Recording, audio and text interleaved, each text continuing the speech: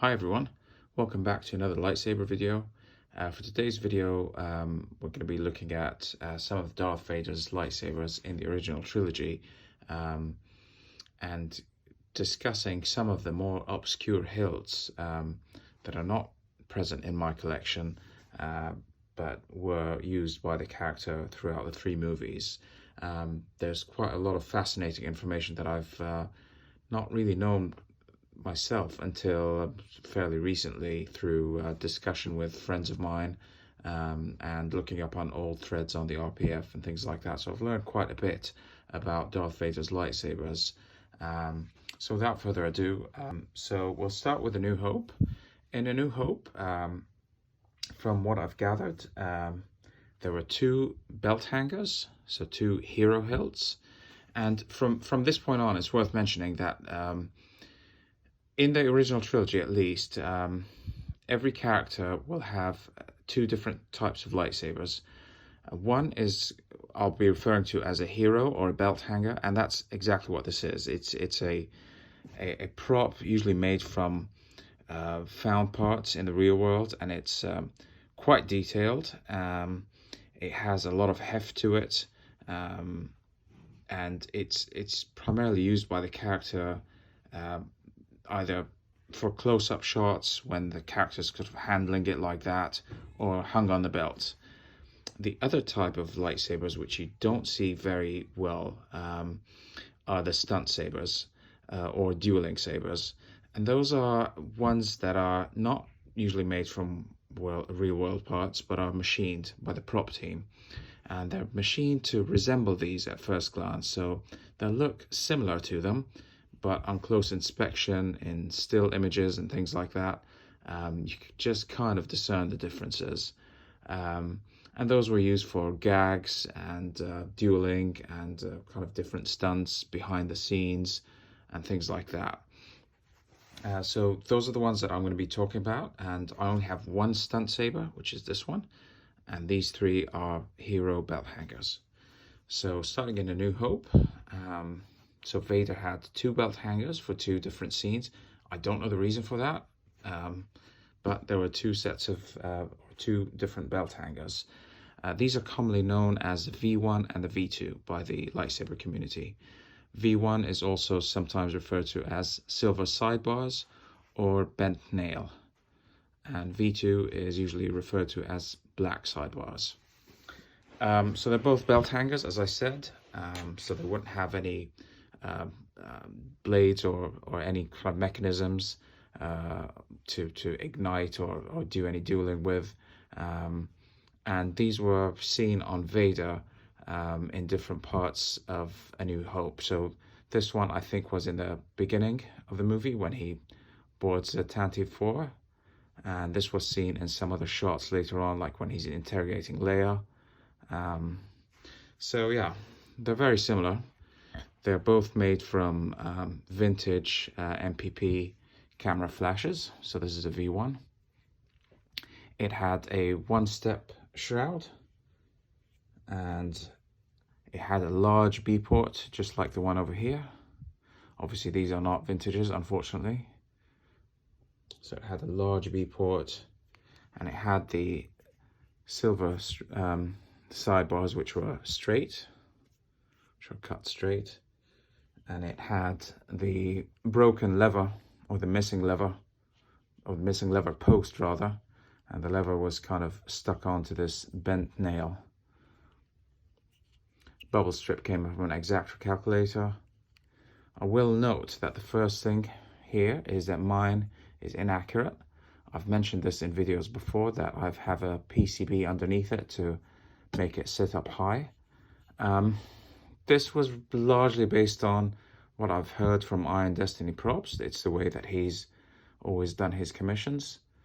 And it's because the two images that we have of the V1 are black and white from the Chronicles book, and they're sort of from this angle, and then another one from this angle, and that's all we see.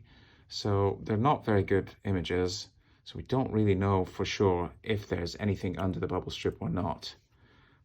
But Nate from Iron Destiny Props has the theory that there must be something underneath to lift it up like that.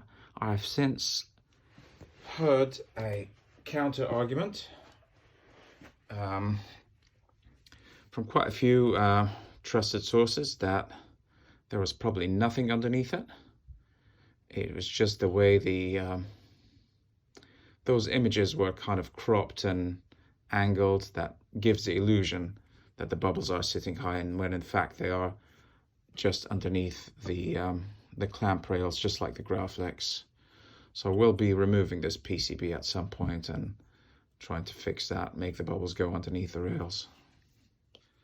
So that's a V1. So they literally took a MPP, put a D-ring on it, bubble strip, and some grips. And it's the silver sidebars variant. His other belt hanger, the V2, was very, very similar. Again, they put on a D-ring. This one, though, had a small B port. This is a large B port that you see here. There are no replicas that I know of that make the small B port. But according to what I've learned, it does have, the original should have a small B port, a painted red S. The black sidebars, we don't know if they're trapezoidal or straight. Again, the images for this one are really, really poor. But there's definitely this, probably a blue PCB from a rare exactor calculator with the red LEDs. And the clamp lever is intact and is on the other side. And once again, the prop team just threw on some T-tracks. And that was it for his belt hanger, his second belt hanger.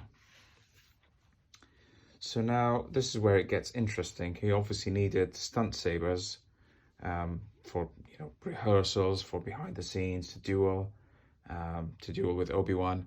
So for A New Hope, the technology wasn't quite what they wanted just yet with dueling sabers. So the idea was that they created a hilt that looked similar to these, so machined from a pipe, essentially a metal pipe. And they'd either paint them or dress them up with some accessories and greeblies to make them look like that. And it would have a rod inside and some motors and batteries and switches and things like that, that the actor could then, so the wires would go up the sleeve of the actor, and that they would operate with a switch that would make the rod rotate, and the light would bounce against that and reflect, and it would give you that kind of rotoscope effect. And then in post-production, they were obviously just colored blue and red, and that was it for A New Hope. But since ESB, they've done away with that technology, and it was just a static rod, and they've done all the effects, the kind of the flickering, shimmering, all of that was done in post-production.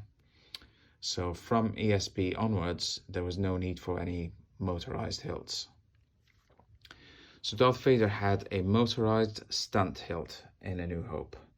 This is commonly referred to as the square shroud. It is literally just a pipe that looks like these MPPs. It's just a pipe, an empty pipe with some sort of fitting at the bottom, and a kind of a machined square shroud. It's like a big square block that kind of sits over here. And all they've done after that is they've put on an MPP clamp and some bubble strips and grips to make it look like an MPP. And this housed the spinning rod and the motor and switches and everything else. Now, what I've learned is that this square shroud is actually really important, and we'll come back to it later because it went on to live beyond the original trilogy. But the square shroud in A New Hope had some technical issues, either with the motor or with the rod, or something about it didn't work. So what they then did was they took Luke's motorized stunt, because Luke's lightsaber that he ignites is also a lead pipe that's made to look like a Graflex. So they simply borrowed Luke's Graflex stunt with the motorized rod, and they gave it to Vader for those scenes, and all they did was they just painted the tip black. So on close-up, and I'll put up an image, you'll actually see it's a Graflex. So you'll see the side sockets there with the pins, you'll see some bunny ears, but they just painted the tip black to make it resemble an MPP. And that's what Darth Vader used in A New Hope. That's why it's also known as the, that one's called the shared stunt, because it's Luke's stunt and it's Vader's stunt in A New Hope. But the square shroud, which was Vader's stunt, didn't actually work, and I don't know if it was even used in A New Hope, but it will come back. I'll come back to it later. So yeah, A New Hope, 2 hero hilts and 2 stunt hilts. One of them was Luke's and one of them was the square shroud, which probably was not used. Okay, now we move on to Empire Strikes Back. So as I said before, the stunt and the blade technology had been developed. So they'd done away with all the spinning rods and the motors and the battery packs and all the wires and all that mess, and they'd simplify it. So they just put a static rod inside, and then the actor would just swing it around and use it to duel. And in post-production, they'd add all the colors and effects. But for them to do that, again, they had to drill holes and affix that rod mechanism so it doesn't get, I guess, broken when they duel and swing it. It has to be kind of nice and secure inside. So it would, if you imagine it, it would look something like this.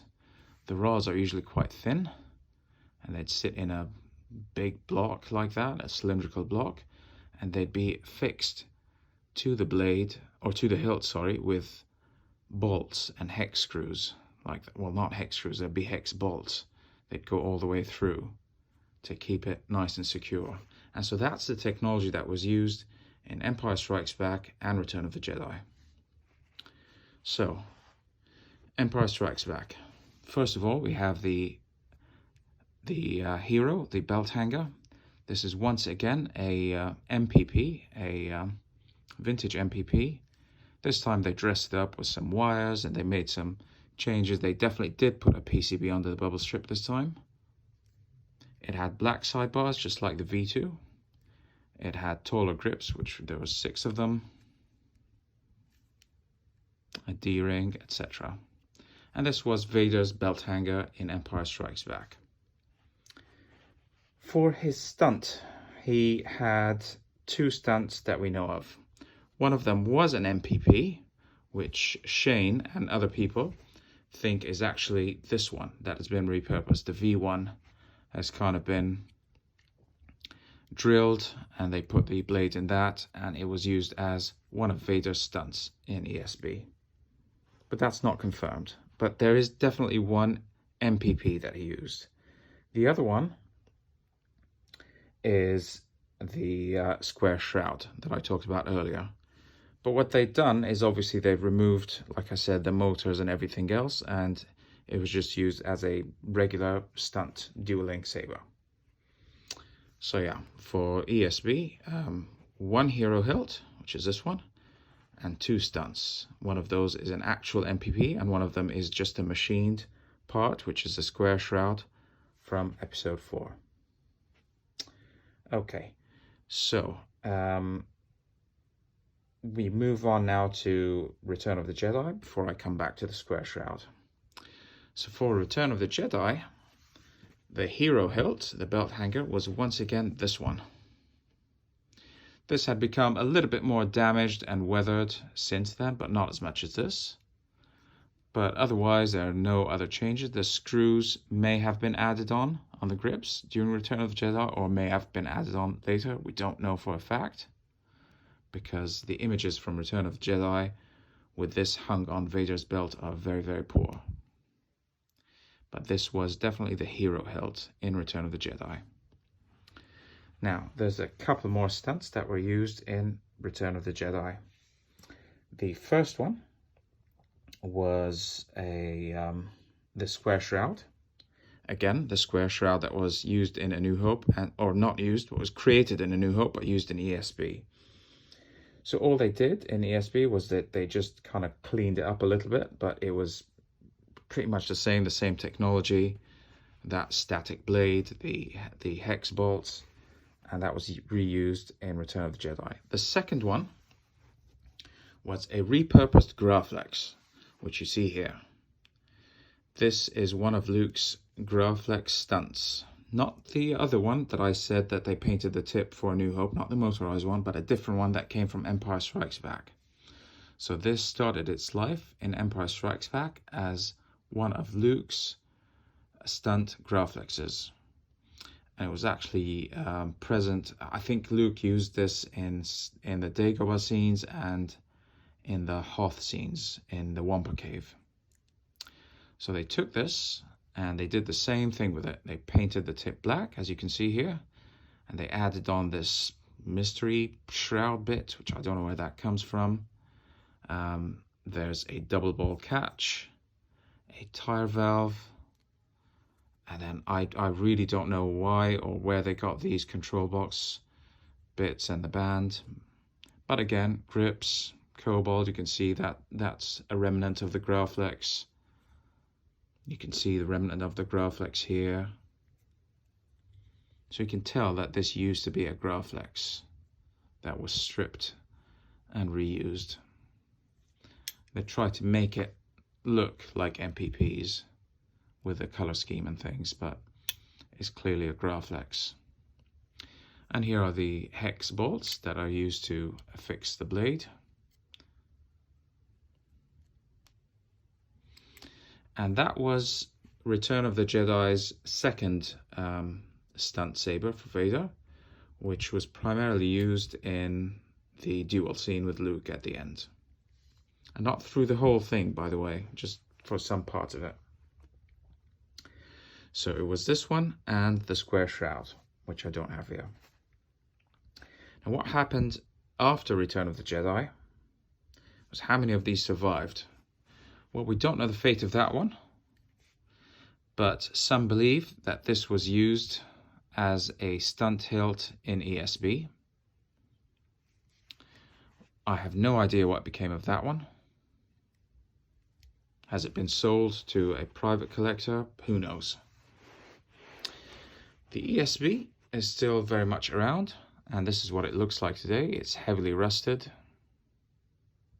I did forget to mention that although that this was a vintage MPP, the shroud was not. It was a machined steel part. But this exists today as it is. So this is the hero hilt from Empire and Return of the Jedi, and this still exists today in someone's private collection.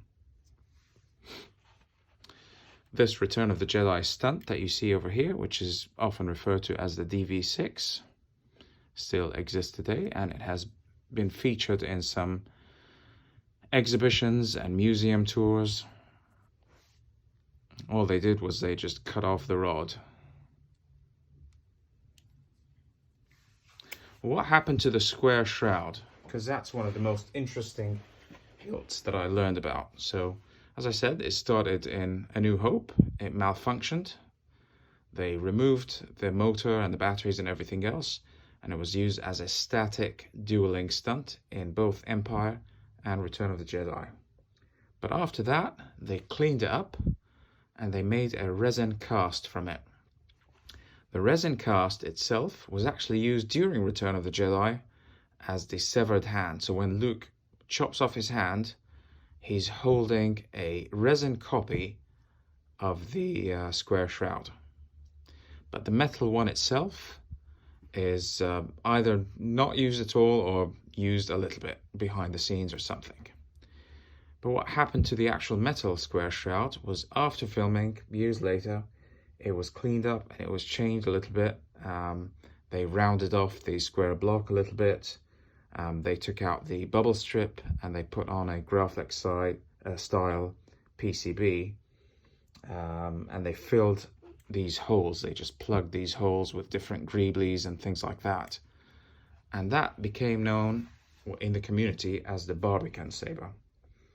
And it takes its name from a museum in central London called the Barbican, because that was where that saber was displayed for some time in the 90s. The Barbican was also the base or the basis for the Revenge of the Sith hilt that was not even used on screen, but it was, I think, a deleted scene or an unused hilt. But that also became copied into some toys and reproduction in the early 2000s. So yeah, I mean, I know it's quite a confusing history with Darth Vader's lightsaber, and there's so many of them. You know, everyone knows the MPPs. The DV6 became famous, even though it's a stunt hilt that was briefly used, but it's because it made that tour. It appeared in the Magic of Myth tour, which was huge, where Luke Skywalker's hero hilt. So it's that tour, I think, the Magic of Myth exhibition, that really exposed these into mainstream. This and Luke Skywalker. So this is why this is so well known. The Barbican that I don't have here started its life as a square shroud stunt hilt all the way from 1977, and it appeared, well, it was used to some extent in each of the 3 movies. Resin copies were made, lots of things, and then it was kind of cleaned up and reused as the Barbican saber, which I don't have in my collection, but I may or may not kind of add that in the future. We'll see. I hope this wasn't very kind of long-winded and confusing, and I hope you could follow what I was trying to talk about for the most part. But if you have any questions, feel free to leave a comment in the section below. And as always, thank you very much for watching, and I will see you in the next one.